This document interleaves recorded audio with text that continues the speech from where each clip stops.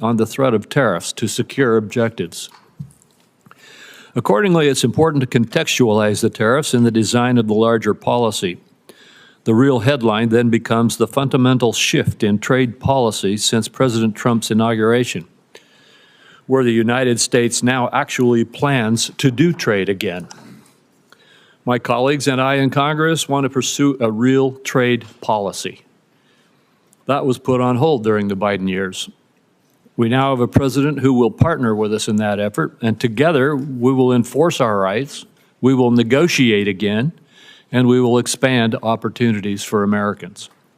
This administration is not deliberating endlessly over whether trade can be a force for good, like the past administration, which refused to even engage in bipartisan or bilateral market access trade negotiations.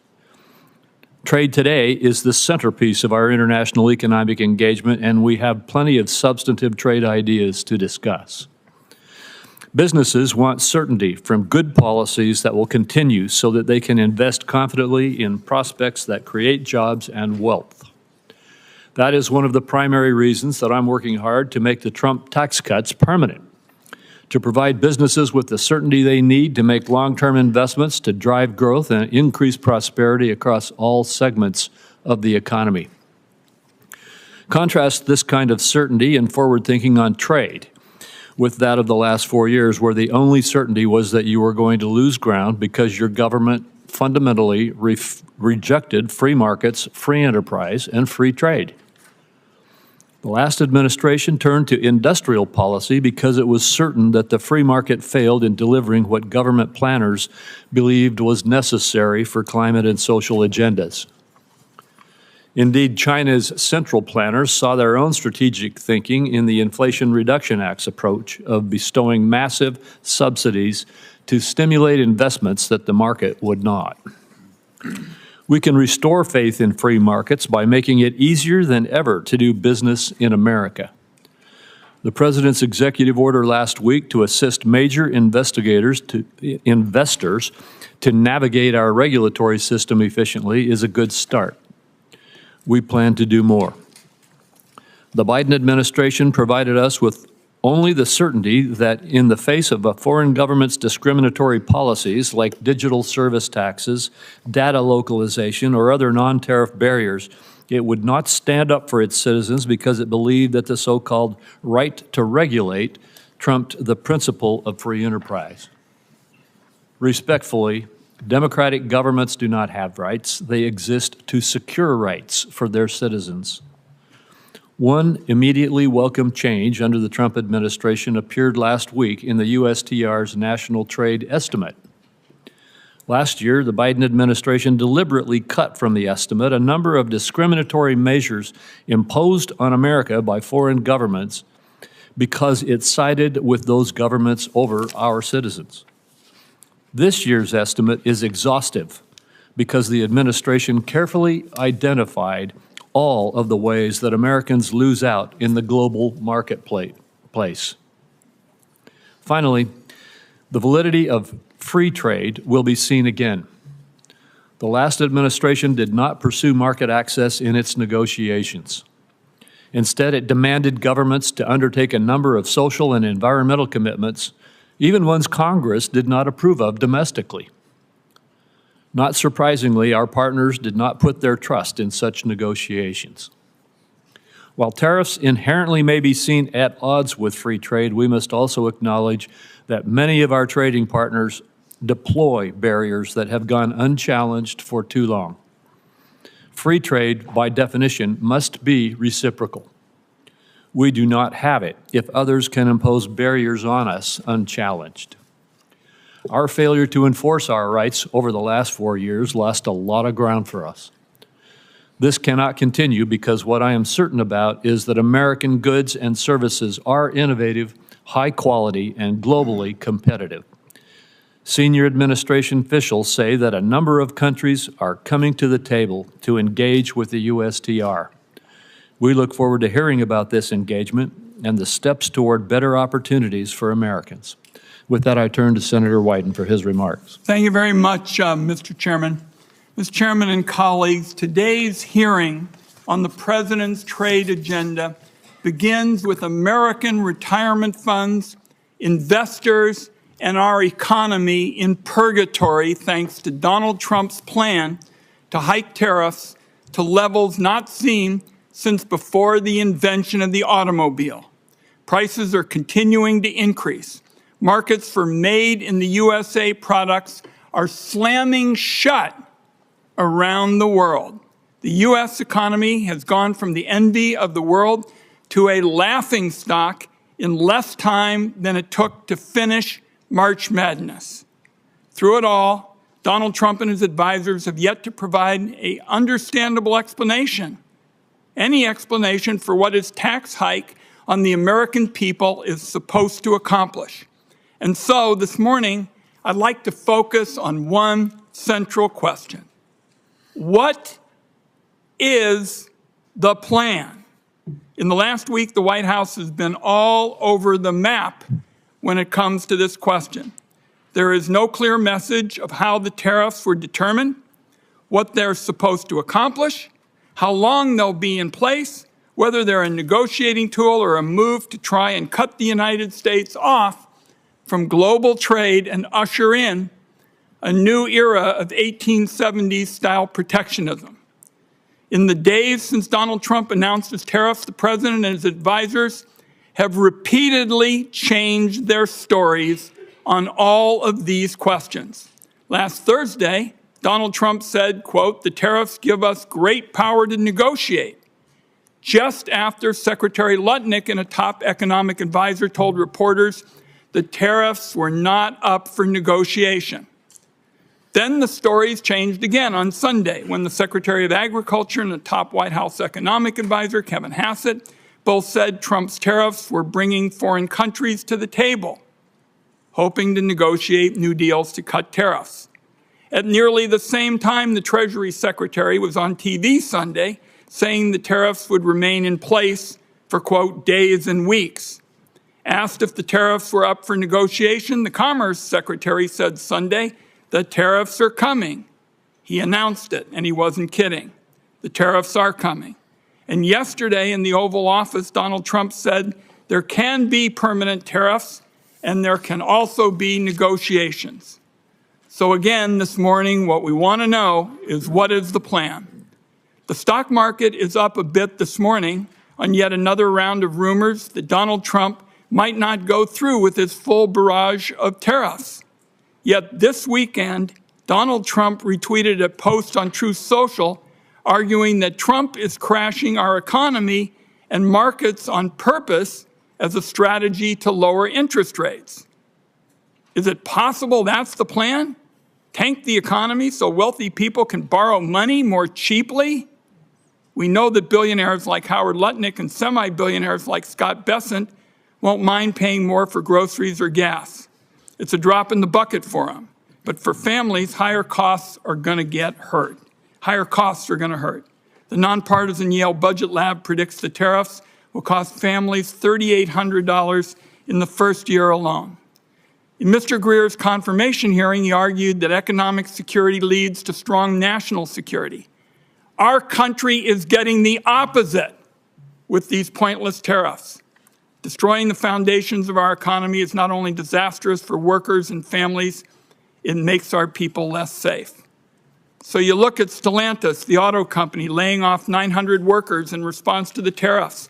I talked to Pacific Northwest fruit growers who are being told no more American exports, and I hear from small businesses in Oregon that they'll have to pay more for the materials they use to make their products. And I worry that Americans will soon be poorer and face greater threats to our national security thanks to these Trump policies. Is that the plan? Colleagues, I'm going to close with this. The Trump aimless, chaotic tariff spree has proven beyond a doubt that Congress has given far too much of our constitutional power over international trade to the executive branch. It is time to take that power back. On a bipartisan vote, 51 senators sent that signal last week by stepping in and passing legislation to lift Trump's reckless tariffs on Canada. Well, now Donald Trump has slapped tariffs on about 180 countries And this is a big unforced error that requires a big response. So let me close with this announcement. Today, I am proposing to the large and persistent trade deficit that has built up in recent years. This deficit is driven in part by non-reciprocal tariffs, trading barriers, and other economic policies pursued by our foreign trading partners. The situation is urgent. President Trump imposed tariffs to address this emergency, and these measures are aimed squarely at achieving reciprocity and reducing our massive trade deficit to reshore production in the United States. This national emergency declaration and tariff action is the most significant change in U.S. trade policy since we allowed China to join the World Trade Organization. The American working class, in particular, has suffered concentrated losses from the so-called China shock and other adverse effects of past trade policy and the conditions that give rise to this massive trade deficit. You've heard some of these numbers before. The United States has lost 5 million manufacturing jobs and 90,000 factories since 1994. President Biden left with a $1.2 trillion trade deficit in goods, the largest of any country in the history of the world. The United States' share of world manufacturing output declined from 2001 to last year. In the fourth quarter of 2024, U.S. manufacturing as a share of gross domestic product was the lowest it had been in 20 years. During COVID, we were unable to procure semiconductors to build our cars, or materials for pharmaceuticals and personal protective equipment. During World War II, we built nearly 9,000 ships. Last year, the United States built only 3 ocean-going vessels. Our agricultural trade balance, which historically resulted in trade surpluses for our farmers, was in deficit the last 2 years of the Biden administration and likely will take some time to recover. These are all serious indicators of an economic and national security emergency, and we can't ignore it. One important driver of these negative trends has been unfair, unbalanced, and non-reciprocal trade. This includes the effect of higher tariffs imposed by other countries on the United States, the effect of non-tariff measures that promote other countries' exports and obstruct U.S. exports, and other foreign economic policies favoring overproduction and degrading America's manufacturing capacity. And the lack of reciprocity is an important driver of our global trade deficit and with particular countries. So it's common sense to focus on these indicators. For example, the European Union can sell us all the shellfish they want, but the EU bans shellfish from 48 states. The result is a trade deficit in shellfish with the EU. We only charge a 2.5% tariff on ethanol, but Brazil charges us an 18% tariff. The result? We have a large trade deficit in ethanol with Brazil. Our average tariff on agricultural goods is 5%, but India's average tariff is 39%. You understand the trend here. Our trade deficit, driven by these non-reciprocal conditions, is a manifestation of the loss of the nation's ability to make, to grow, to build. And the president recognizes the urgency of the moment. On the first day of his second term, President Trump issued a comprehensive memorandum setting out his trade policy directive. And over the past 10 weeks, he has executed on nearly all of these priorities. He has tightened tariffs on steel and aluminum. He's imposed new measures on auto and auto parts not made in the United States. And on April 2nd, the president declared the national emergency that we've discussed. And so the president has imposed a reciprocal tariff along with a global baseline tariff to achieve reciprocity with other countries and to drive the dangerous deficit down. And the president's strategy is already bearing fruit. Over the past few weeks, a planned layoff for an auto production shift in Tennessee has been suspended. Another automaker is hiring additional employees and expanding overtime to increase auto production in Indiana. Companies have announced $4 trillion in new investment in the United States. Nearly 50 countries have approached me personally to discuss the president's new policy and explore how to achieve reciprocity, and they've spoken with many members of the administration. Several of these countries, such as Argentina, Vietnam, India, and Israel, have suggested that they will reduce their tariffs and non-tariff barriers in line with the president's policy. And these obviously are welcome moves. Our large and persistent trade deficit has been over 30 years in the making, and it will not be resolved overnight, but all of this is in the right direction, particularly as we start to negotiate with these countries. We must move away from an economy that's based solely on government spending and the financial sector, and we must become an economy based on producing real goods and services that provide jobs for working class and middle class Americans in their communities. This adjustment may be challenging at times, and in a moment of drastic overdue change, I'm confident, I'm certain that the American people can rise to the challenges they've done before. I appreciate this committee's interest in President Trump's trade agenda. I'm glad we're talking about this. That's created debate. And we may not agree on everything, but I know that you want to do what's best for America. So does the president, and so do I, and we'll collaborate together on this. Thank you again for your time, and I look forward to our conversation. Thank you, Ambassador. Yesterday, Secretary Bessent stated that you and he both will lead trade negotiations with Japan. I am very pleased that President Trump has decided to press for market access in this case. I hope we'll see more negotiations that press for zero-to-zero barriers, but could you explain a little bit what is the scope of these negotiations? Certainly. Thank you, Chairman. So as you know, yesterday the President directed Secretary Bessent and myself to interact with the Japanese. We've already been having several conversations with them over past weeks. So this is not a new development, but we are taking it to a new level. Obviously, we want to have more market access in Japan. For us, we feel like we could have more and better agricultural market access. There are also structural impediments to some of our industrial goods in terms of standards and regulations and that kind of thing. I also think that there are things we can do with our trading partners, things that aren't always purely in the trade sector with respect to economic security, whether it's export controls alignment or investment screening alignment or energy, making sure that our partners are tied up with us with respect to liquefied natural gas and other resources, as opposed to being dependent on other countries that may not be as friendly. And so I think all of these factors will go into these discussions with Japan in the coming weeks. Well, thank you. And as you indicated in your testimony, you've been approached, the administration or you have been approached by about 50 other countries already.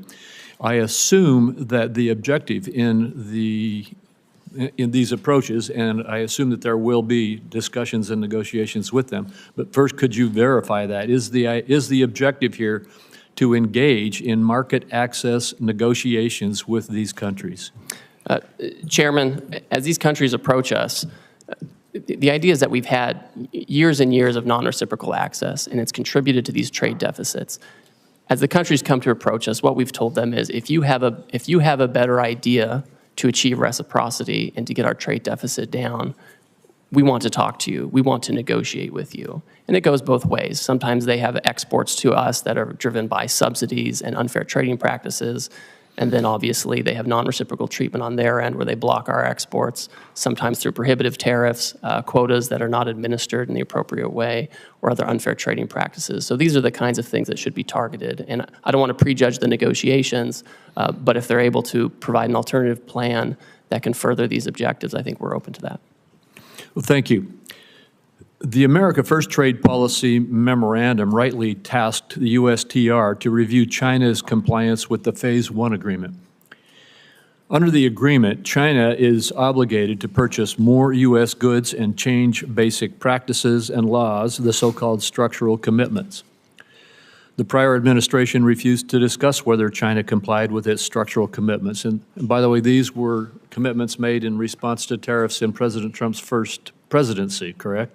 That's right.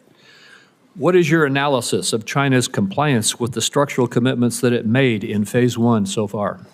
Our assessment, Chairman, is that in the initial stages of implementing the agreement, China made significant movement to make these structural changes, whether it was with respect to agricultural rules, financial services, or IP.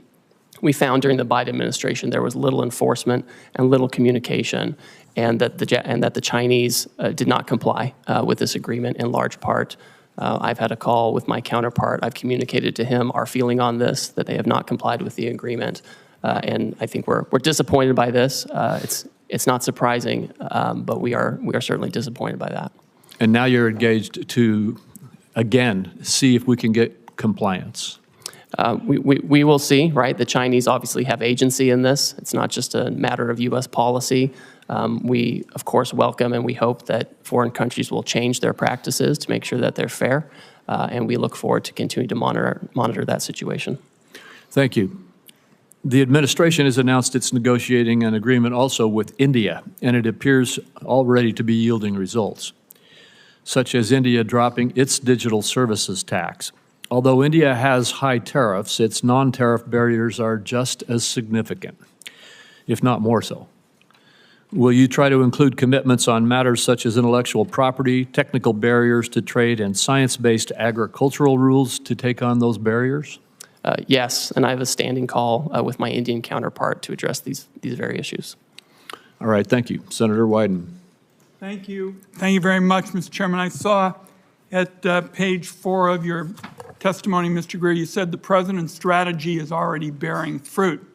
Well, I can tell you for a lot of Oregonians who have 401ks that are being drained out, that's pretty rotten stuff. And you ought to realize how serious this is for the country. Now, everybody in the administration practically has a different story about the Trump tax hike. So I'm interested in knowing what the story is today. Will higher tariffs go into effect tomorrow as announced? Senator, yes, they're scheduled to go into effect. We are having negotiations with all kinds of countries at this time. The president's fixed in his purpose. The nature of the emergency that I discussed earlier is not something we can wait on anymore. So we will have the president's plan go into effect, and we're coupling that with immediate negotiations with our partners as they seek to. So it's not a question of something being scheduled. You're committing this morning that they're going to go into effect. This is what the president has said, Senator. For how many yes. countries? I understand it's over 50. That are negotiating with Yeah. us. We have about 50 that have come to speak with us, and I'm constantly talking to my counterparts. I have staff right now at USTR meeting with others, and we will have the tariffs in place, and if the other countries can come to an agreement on reciprocal trade, then that's something that the president can consider. I don't want to prejudge the negotiations or the president's decision, but that's what we're doing. Now, you've said you've been negotiating deals. Foreign countries have already retaliated against our farmers and ranchers and small businesses. How can you commit that negotiations are not just going to stop bleeding, but are actually going to open up markets that the Trump tariffs have closed off?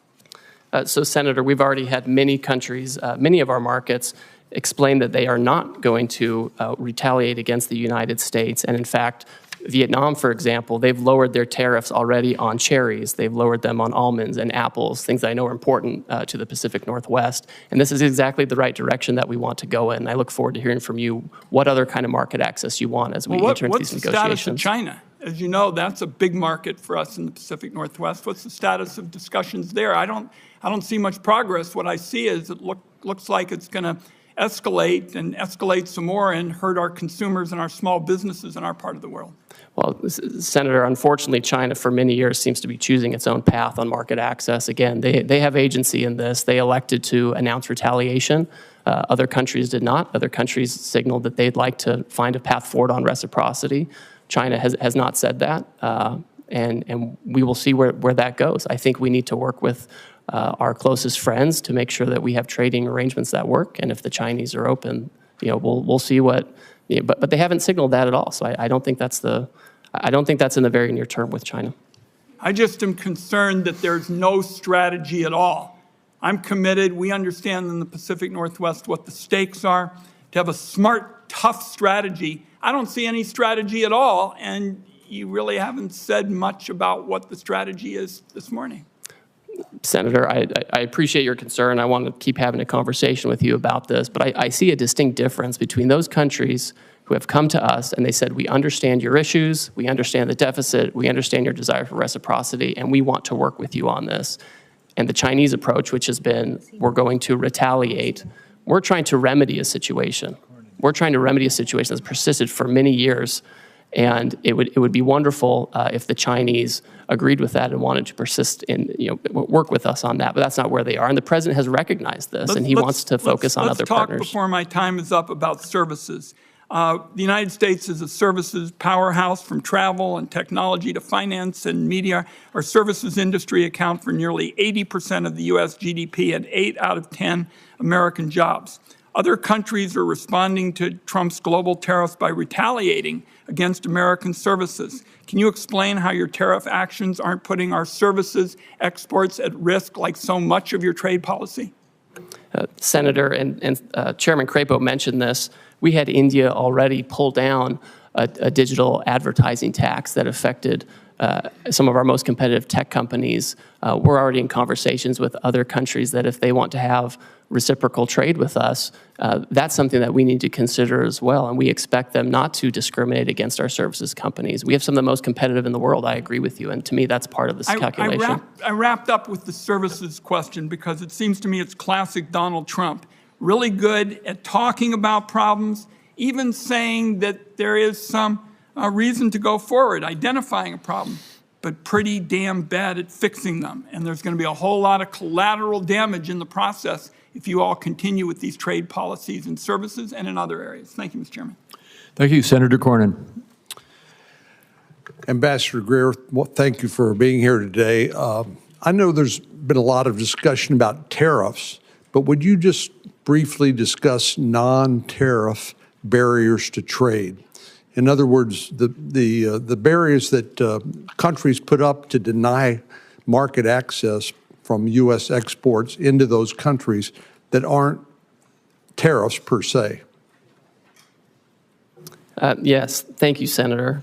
I have here in my hand a book that's become very popular in recent days. This is the National Trade Estimate on Foreign Trade Barriers, and the Office of the United States Trade Representative puts this together with input from civil society, unions, industry, business, small business, and this is 400 pages of all the non-tariff barriers that you're talking about.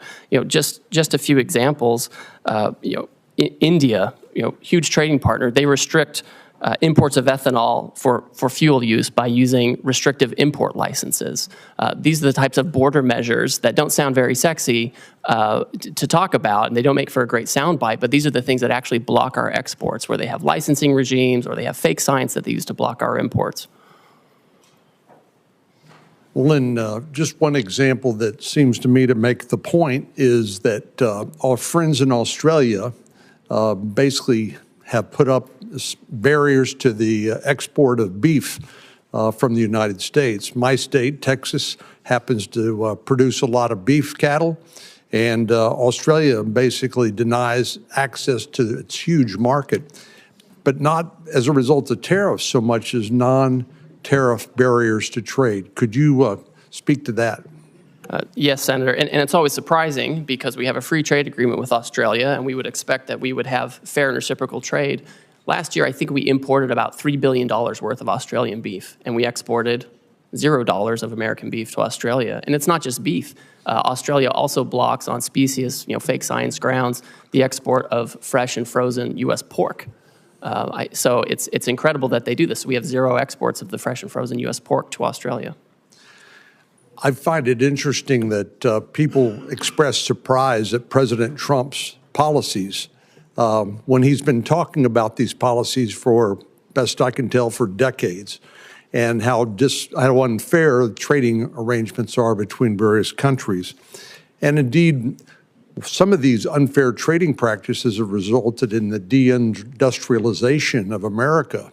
We've exported manufacturing to Asia, and particularly China and other countries, that now appear to be willing to hold us hostage to those supply chains. A few years ago, we passed the CHIPS and Science Act. We worked with Secretary Pompeo, Secretary Ross during President Trump's first administration, and later was signed by President Biden, but to bring advanced semiconductor manufacturing back on shore, because we recognized that the vulnerability that existed if there was another pandemic, there's a natural disaster, or heaven forbid, a military conflict break out in Asia, we wouldn't have access to these advanced semiconductors that run everything from your cell phone to the avionics on an F-35 Joint Strike Fighter. But China has basically held us hostage and continues to use some of these vulnerabilities to our detriment. For example, critical mineral processing. Would you speak to the vulnerability that exists as a result of China basically processing 90% of the critical minerals in the world that are essential for our daily lives? Yes, Senator, and that figure is always one that gives me great concern, the 90% of the processing. We do have critical minerals in the United States. We have lithium here. We have other critical minerals here. And a lot of it is that China has centralized the processing of minerals, right? We have in the Western Hemisphere, in Bolivia, in Chile, we have all kinds of critical minerals, and that's in our hemisphere. But they get sent to China, they're processed, and they come here, and then if China wants to exercise economic coercion or other practices, they do have a stranglehold on these kinds of things. That's a very dangerous situation to be in. I mean, this is part of the urgency of what we're talking about, and I think as the Trump administration certainly takes action on trade, but also takes action on the environmental side and permitting and regulation, that's an area where we can actually have more of that activity here in the United States, or we can work with our trading partners to try to incentivize production there as well. Thank you very much. Thank you. Senator Bennett. Chair, thank you, Mr. Chairman. Ambassador, it's good to see you again. Could you talk a little bit about the relationship of the tariffs that you have put on and rising prices for the American people? What is it the American people should expect to be able to suffer as a result in terms of rising prices? I understand your position is that the long-term gain is worth the short-term pain, but what is that short-term pain going to look like? So Senator, I think we can look at, I think we should look at history and data for this. It's hard to project what's going to happen with prices, but we know in the first Trump term, the president imposed historic tariffs on China on an enormous amount of goods coming from China. And during that time, inflation went down by 0.1%. During the Biden administration, the historic inflation was not on imported goods or related to tariffs that President Biden put in place. It was related to, frankly, services, healthcare, education, et cetera. So I think there's not really a one-to-one on tariffs and price effects, and so many things go into price. I know you think I'm probably like dodging and weaving on this, but I'm looking at data, sir, yeah, and the data shows it's not one-to-one. I know you're smart enough to know that the likelihood is that prices are going to go up for the American people as a result of the tariffs that you put in place. Do you disagree with that? Oh, I mean, when you say that the American, in your testimony, that you expect the American people will bear the burden, or that, and I'm sure they will bear any burden on some level. But what do you think that burden is actually going to look like? Well, I think the challenges, frankly, are going to be more for companies that are largely dependent on imports from China and Asia, where they have to adjust their supply chains in a quick set of time. Yeah. And the way the tariffs get allocated between the foreign producer and the importer, that's where the majority of adjustment comes. And we have a bunch of those companies in Colorado, and I know that Osprey Packs, for example, they probably don't want me to mention them, but I will. And in Southwest Colorado would be a very good example of that. I mean, they are very dependent on the supply chain from Vietnam, and they probably are really worried today about what's going to happen, which a lot of people are. I mean, I think one of the things about the situation we find ourselves in is the degree to which we've now created huge uncertainty in our economy, and I'm worried that that is going to result in a lack of investment, capital investment. You mentioned some new investments that have been made in our economy, but I think that anybody who knows anything about the economy knows that uncertainty results in people freezing up, a paralysis, a lack of investment, which is going to make it hard for our economy and may actually provoke a recession. Could you comment on your concerns about that and how you're thinking about that? And I have one more question before I'm out of time. So Senator, the best way to have certainty is to build in the United States, right? That's the best way to have certainty. But that's going to take a long, long time. And what's going to happen in the meantime, do you think? So, Senator, we have, I would say, dilly-dallied for years on this issue. We've done these broad studies, which are interesting and helpful, that we saw come out of the Biden administration. Right. But we have to act. I can't sit for 3 years and try to fine-tune something. I hear you say that. But you could have made a different choice, which was to strategically target a geography, to strategically target Beijing, strategically target certain industries where all industries in America weren't affected at the same time. You didn't make that choice. I mean, you're in the midst of having trade negotiations with 90 different countries at the same time, by your own testimony, all of whom can make their assessment, I assume, these are sophisticated people, about where the pressure points are on you, where the pressure points are going to come for us to not necessarily get the best deal because we're spread all over the globe negotiating every one of these agreements at the same time, rather than a more strategic approach, which would have had the benefit of giving us, I think, a much greater degree of certainty about where we were headed. Obviously, you made a different choice, and I'm just curious about how you think about your how you think about that. So I would note, and I think it's thoughtful to think about things in this way. If you look at the results of the reciprocal tariff, the Western Hemisphere generally is at the lowest tariff rate. If you look at where we have our largest problems with non-reciprocity and deficit countries, it's mostly in Asia. And so you do actually see pretty strategic outcome with respect to promoting production in the Western Hemisphere as opposed to where we have all this overproduction in Asia that's given rise to our current problems on trade. I would just say in closing, Mr. Chairman, that's true. What the ambassador said is true, but it still doesn't, I still cannot fathom why we are treating Canada and Mexico, our largest trading partners, basically the same way we're treating Beijing. It doesn't make any sense to me. It makes no sense that we would do it all at the same time like that. And we're going to have to stay on it, which is why some of us have introduced legislation to make sure that Congress begins to take its appropriate role again in making these very important trade decisions. Thank you for your testimony. Thank you, Senator Lankford. Mr. Chairman, thank you. Thank you for the work that you're doing. You've got a lot on your plate, and appreciate the focus right now on this. Let me come from a perspective of a lot of Oklahoma farmers and ranchers and manufacturing folks and retail folks, and quite frankly, folks that sell to retailers that are in Oklahoma.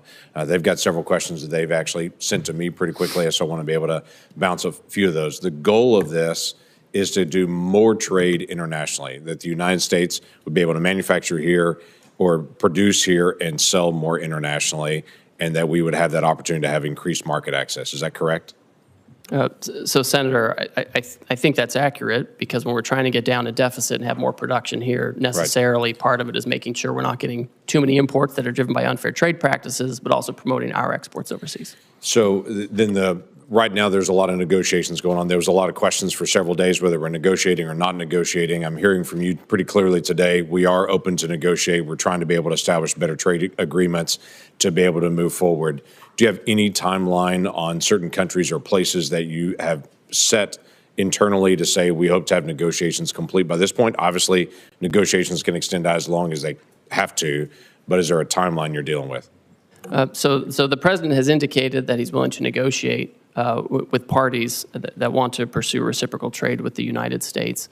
We don't have any particular timeline set on that because, as you pointed out, Senator, the outcome is more important than setting something artificially for us. What I can say is I'm moving as quickly as possible, and a lot of these countries are moving very quickly, and we're working on the weekends, we're working at night as folks want to engage on this. Now, I will say, I know you want to ask something, the trade deficit has been decades in the making, and it's not going to be solved overnight.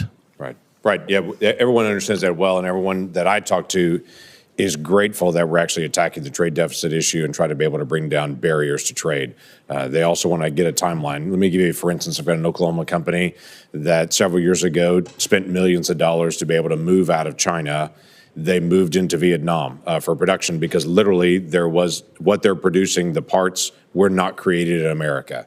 So they were looking for other places to go. They spent all the money, spent all the time, shifted out of China, got to Vietnam, and established there. Now they're saying we've got giant costs in Vietnam at this point. So they're going to have to renegotiate with every single retailer that they sell to, which is going to take a lot of time to be able to do it. What they're trying to be able to figure out is, do we hold on those negotiations and try to renegotiate with Walmart and Target and Costco and everybody else they're going to have to renegotiate with?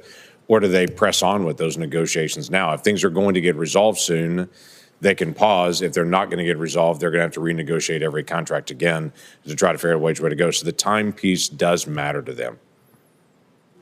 Senator, I understand completely. And Vietnam is one of those countries that understands that it is, frankly, one of the major targets of this action, because their trade surplus with us is so lopsided. I think it's every $15 they export to us, we send them $1, and they remain closed to our exports where we can be competitive, agriculture, et cetera. But they've come to the table with an offer, right? We didn't go out and say, please come talk to us. They beat down our door and they want to talk about it. I don't anticipate that we're ever going to have equal trade with Vietnam. We're a much larger economy than they are, but bringing down the trade barriers would be helpful so that they would accept American products to be sold there.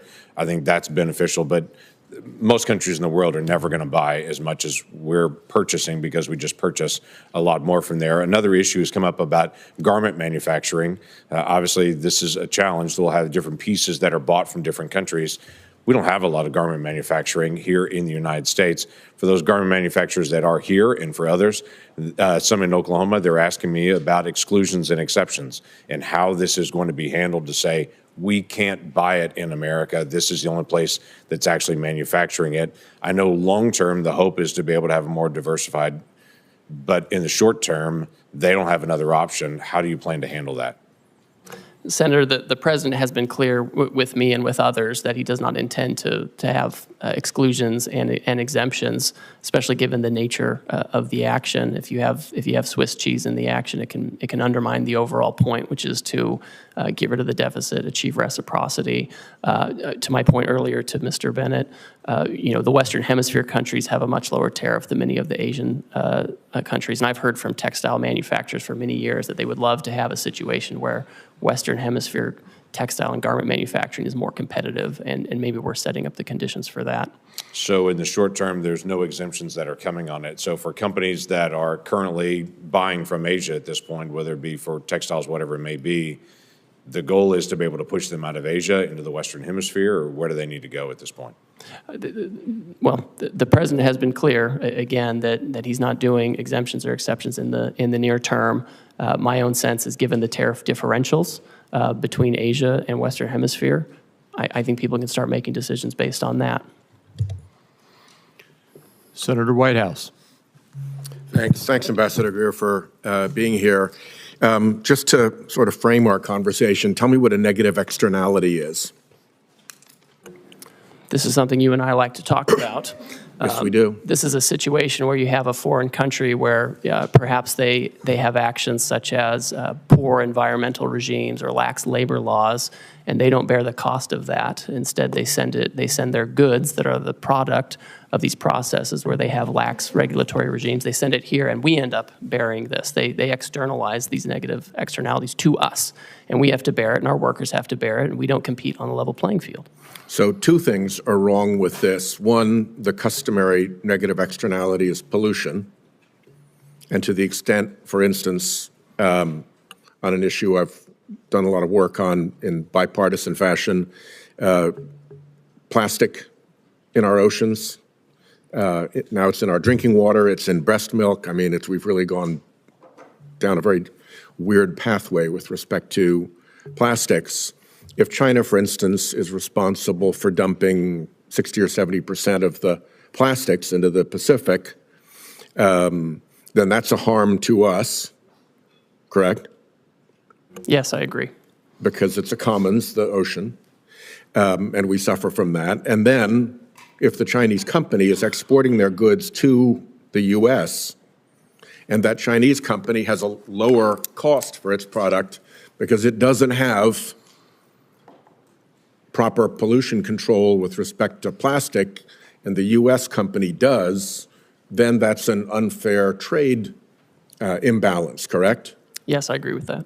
So two things are wrong when we get into this situation of foreign countries allowing pollution that our companies pay to prevent. That's right.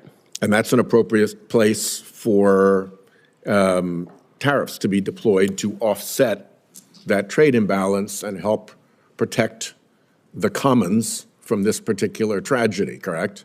I think trade action can be appropriate, and when the president announced his reciprocal tariff regime last Wednesday, he specifically referred to pollution by other countries in his speech. You may not have listened to it, but you may want to go back and listen to that part, because that's very true, and I agree with you. Well, it might be the only place in which the administration shows the slightest interest in pollution, so good for that. The issue of plastics is, I think, a pretty significant one. Again, there's been a lot of bipartisan interest.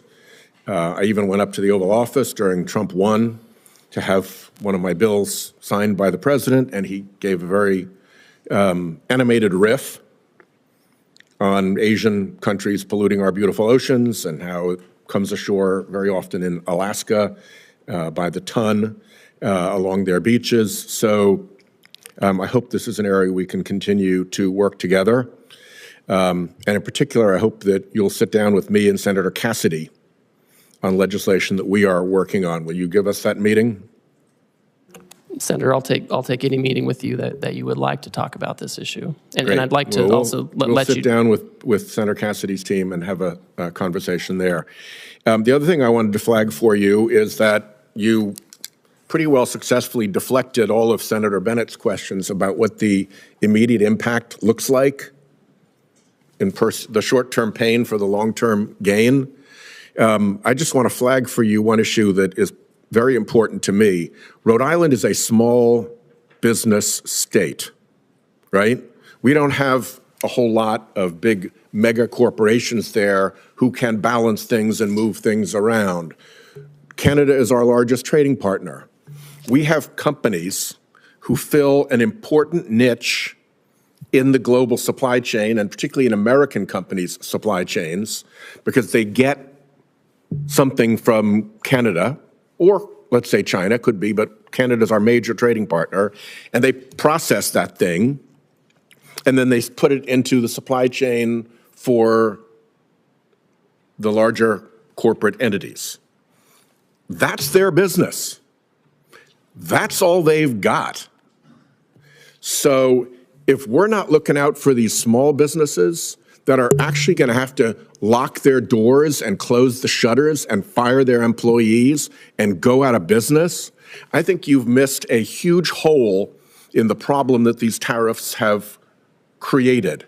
If all you're listening to is the big mega corporations who can move things around the world and have the resources to dodge these effects, you're not getting the straight story. I think in every one of our states, there are going to be small businesses that occupy a niche in which trade is an important factor and that are going to go bust because of these tariffs. And I urge you to look out for those businesses because I don't think they're getting their voices heard at all. So, Senator, I've talked to you about this. I've talked to Senator Hassan about this and others. One thing I asked my team to do last week was to convene a meeting of I have a trade advisory council for small business. I've asked them to convene that meeting. I've connected with the Small Business Administration. They have an international trade desk there. I've talked to I have an office that also deals with small business because I do want to hear it. I think it's important that we hear it because they don't have the same voices in Washington. I will say right now, Canada and Mexico, things coming from Canada and Mexico that comply with the United States-Mexico-Canada Agreement come in duty-free. They continue to do so if they follow the rules. If they don't follow the rules and are trying to put in Chinese stuff, that's going to be tariffed. But if they follow the rules, they're going to be getting the duty-free treatment they're due. Well, a small business that has gone broke is not very amenable to a meeting. They don't exist any longer. Senator Hassan. Thank you, Mr. Chair and Ranking Member. Good morning, Ambassador Greer. Thank you for being here. Before I start with a couple of additional questions about the impact of these tariffs, I want to associate myself with Senator Whitehouse's comments just now about the impact on our small businesses, particularly those who are critical parts of supply chains for some of our larger corporations in the country. As you know, Canada is our biggest trading partner too, and we are already seeing the impact of these tariffs with our small businesses, especially in our tourism industry, which is being decimated because Canadians are not coming down to New Hampshire the way they usually do. Let me ask you about a couple of other things. President Trump's tariffs have made almost everything that families buy more expensive. The president imposed a 10% national sales tax on all imports into our country and an even higher sales tax on imports from more than 50 countries, including our allies like Canada. This is the largest tax increase in over half a century, and it's going to cost the average American family $3,800 a year. Their morning cup of coffee will cost more, so will new shoes for their kids, and so will fresh fruit. So my question to you, Ambassador, is how much revenue from the president's national sales tax will be used to give tax breaks to billionaires? So, Senator, as you know, any kind of tariff revenue that comes in to the United States government. It goes to the Treasury, and Congress will decide what happens to that money. Obviously, the president wants to have a very competitive tax policy that's good for everybody. That was part of why he had such a successful economy in the first term, is he married trade action with good tax policy to have $7,000 an increase in real wages over that time. Well, That's what we're looking for. let's be really clear. The president, besides the contradictions in the way he talks about the purpose of his tariffs, the president's made very clear that he sees tariffs as a way of increasing revenue. At the same time, he's working with the majority in Congress to give additional tax breaks to the wealthiest people in the country at the expense of working people who are going to be paying more for everyday goods they absolutely have to pay, goods they were hoping were going to cost less, given the president's campaign promises. But of course, he isn't keeping to those campaign promises as prices continue to go up. Now, the president's national sales tax is increasing prices for families. It's also causing huge losses in Americans' retirement savings. Ambassador Greer, would the administration reverse course if the president's tariffs led to 10% inflation? Senator, the president is fixed in his purpose. This trade deficit and the offshoring and loss of manufacturing jobs is something that's persisted for too long, and it's dangerous. I understand your justification for the policy, even though there are some very contradictory justifications coming out of the administration. But my question is, what's the inflation rate where you guys would reverse course? 10% inflation that I just asked you about, that is higher inflation than we saw at the peak of the COVID economic crisis.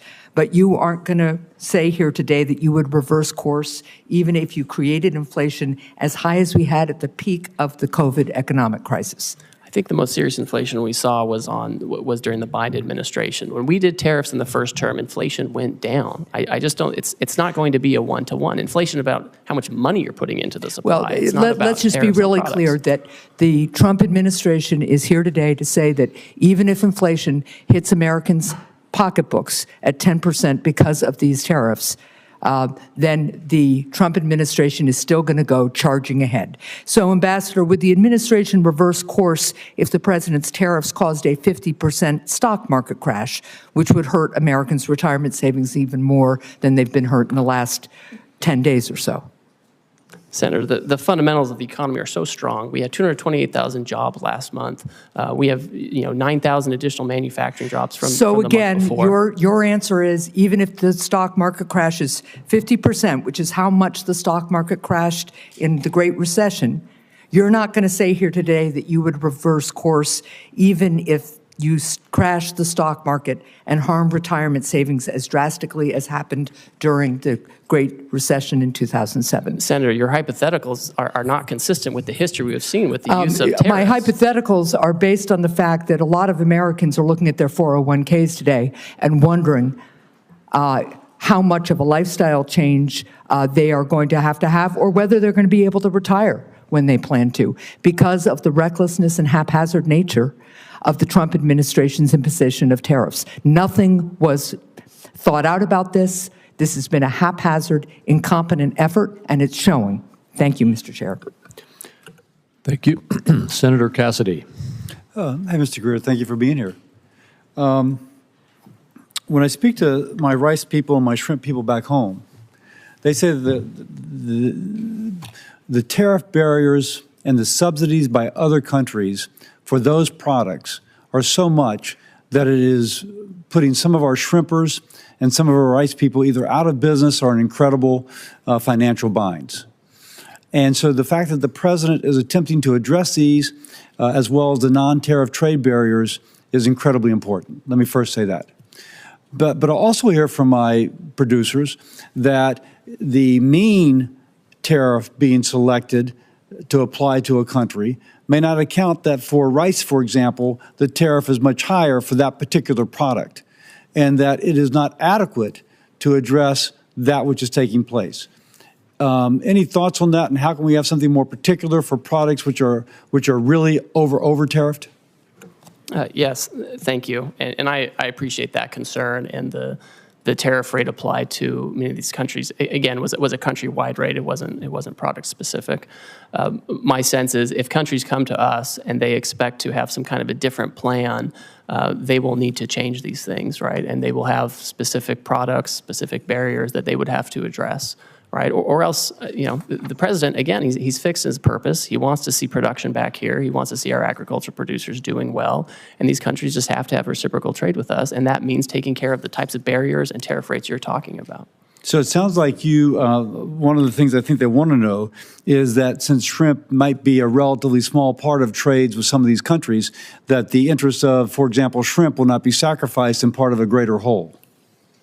No, I think, and I saw a really interesting article today in the New York Times on shrimp. You may have seen that, where the tariffs have actually given a bit of a lifeline to these shrimpers.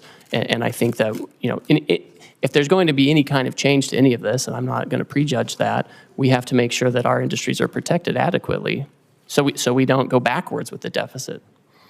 Let me ask, in the President's America First trading policy, there's several sections relating to free trade agreements and how they will be evaluated. Senator Bennett and I are working on an America's Act, which would be a hemispheric trade policy, which would have several purposes. One, to strengthen those ties. Secondly, to keep the Chinese from making the incursions that they are absolutely making throughout the hemisphere. Some are calling the Caribbean a Chinese lake. And so this would allow us to push back upon that. Can you share anything regarding the analyses of the free trade agreements we have within our hemisphere, and then specifically on countries like Argentina who would like an FTA with our country? Certainly. I would say that we are first and foremost focused on addressing this emergency and the reciprocal tariff action and implementing it appropriately.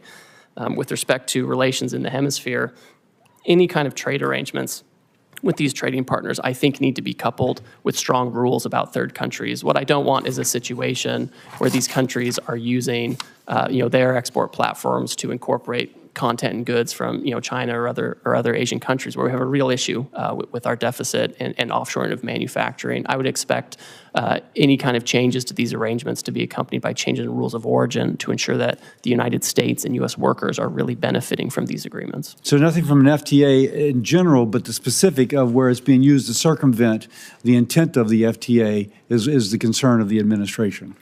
Yes, that's certainly a huge concern. And again, the president wants to see factories back here. The most certain way to not have a tariff is to build your factory in the United States. If people want to use other countries and insist on that, then we want to make sure that they're not using that to arbitrage for higher tariff jurisdictions to use them as an unfair export platform. Let me ask you this. Louisiana has some of the largest ports in the nation by tonnage. And all the commodities going from the Midwest flow through my state going out to the world. Earlier, USTR proposed imposing like $1 million for every vessel built in China. And I'm told that if the Koreans have a fleet of 50 and 5 of the ships are built in China, then the $1 million would apply to all 50, not just to the ships that are built in China. Now, that would clearly impact a ship coming to the United States to offload. If you will, impact my ports and the ability of our goods throughout the nation to move through the Mississippi. Is USTR going to hang by that or considering modifying that? Can you kind of give us any idea about that? So to address the lack of shipbuilding in the United States, USTR's proposed actions are just those. They're proposed actions. They're a series of potential remedies that could be used to incentivize shipbuilding in the U.S. They're not all going to be implemented. They're not all going to be stacked. We've asked for a lot of input, and we've had hearing on that. We've collected comments. We've reviewed it. I've met personally with certain stakeholders during that time period, and I think the president will look very carefully to make sure that we have the right amount of time and the right incentives to create shipbuilding here without impacting our commodity exports. Okay, thank you. I yield. Senator Cortez Masto. Thank you, Mr. Chairman. Ambassador, as USTR's Chief of Staff in the first Trump administration, you oversaw the negotiation of the U.S.-Mexico-Canada agreement, the USMCA, and the renegotiation of the Korea-U.S. Free Trade Agreement, the KORUS. President Trump signed both of these agreements. He called the USMCA a colossal victory and KORUS a historic milestone. And yet, with President Trump's new blanket tariffs, he is ripping up these agreements with our allies that we negotiated with. Why would any country want to do business with us, much less negotiate a trade deal, if we don't even honor our ongoing agreements? So, Senator, we are the consumer of last resort. These countries have to sell here. They have, many of them, especially in Asia, have built their entire economies around exporting to us. They're very dependent on it, and that's part of why we have this huge trade deficit.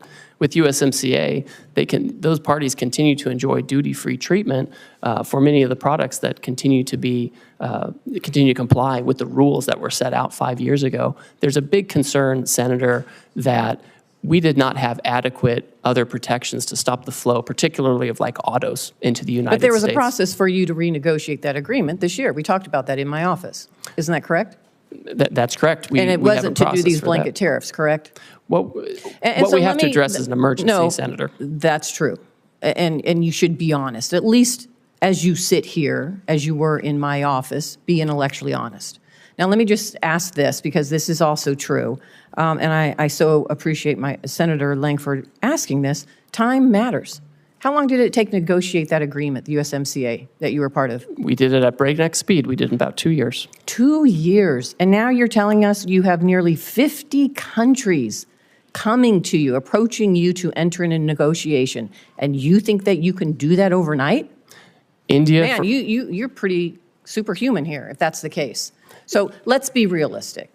That's all we're asking. Common sense and realism here, Ambassador, as you sit here before us.